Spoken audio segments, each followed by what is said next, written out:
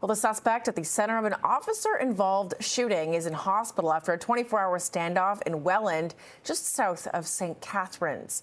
Police now say the suspect, identified as 59-year-old Daniel Tronco, was holed up in a building near 2nd Street and Plymouth Road since yesterday.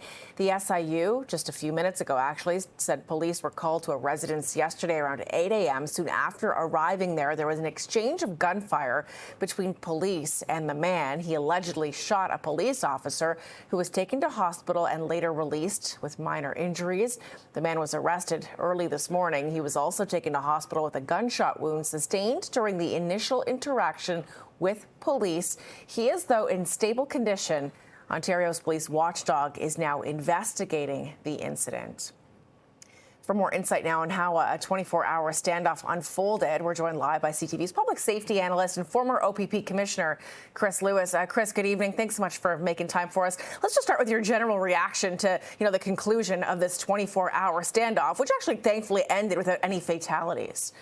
Well, and that's what's important, Beatrice, is it ended without any more gunfire, without any police officers being hurt, without any officers having to take a life. Scary situation, obviously, and a huge inconvenience for the community because the roads are closed and there was a shelter order in place. But the bottom line is, police officers aren't going to go in a building like that and try and get an individual out. So I already shot a police officer. They knew he had a high-powered rifle, maybe more. We really don't know. And ultimately, they did what they have to do. They contained the area. They evacuated the homes within firing distance, basically, of that house, set up that perimeter, and ultimately negotiated with the individual till they got him out safely. So 24 hours, a difficult situation, but handled very well, in my view. Chris, it sounds like this all started with kind of a bylaw complaint that the fence was too high, that it was blocking traffic sight lines. And so an officer went, accompanied by a bylaw officer, actually police at the request of bylaw, accompanied them to this address. I guess how unusual, or maybe it's not unusual, to have that happen where bylaw says, hey, just in case something happens here, we'd like the support of police. And what do you make of the fact that this has all started essentially over a municipal dispute? Well, it's those kind of more routine, to call them that, occurrences that police deal with, where often police are in the most danger because they're not expecting that they're going into a gun situation.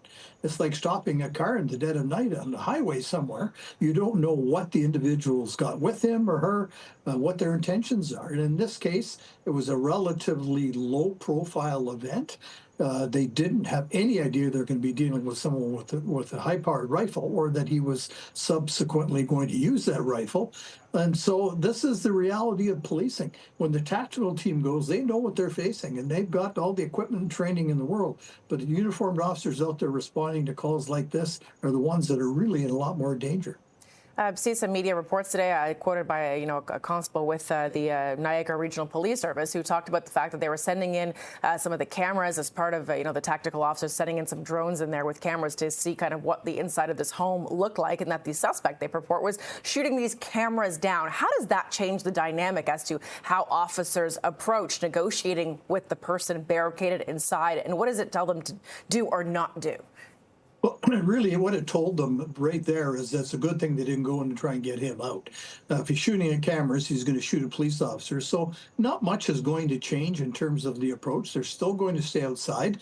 They're still going to be prepared for him shooting out windows or coming out and facing police, and have all the proper resources in place to deal with that.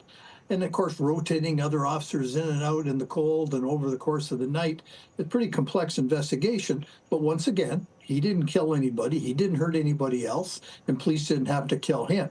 So really, how do you knock success? The distraction of the community is one thing, but boy, it certainly saved a lot of potential heartache and a huge expense if a life had been taken or some other police officer was hurt.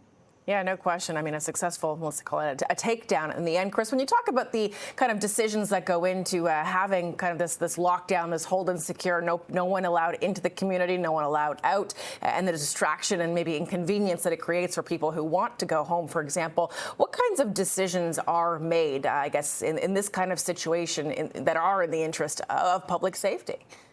Well, there's an incident commander assigned when something like this unfolds, and tactical teams and others, K9, et cetera, show up.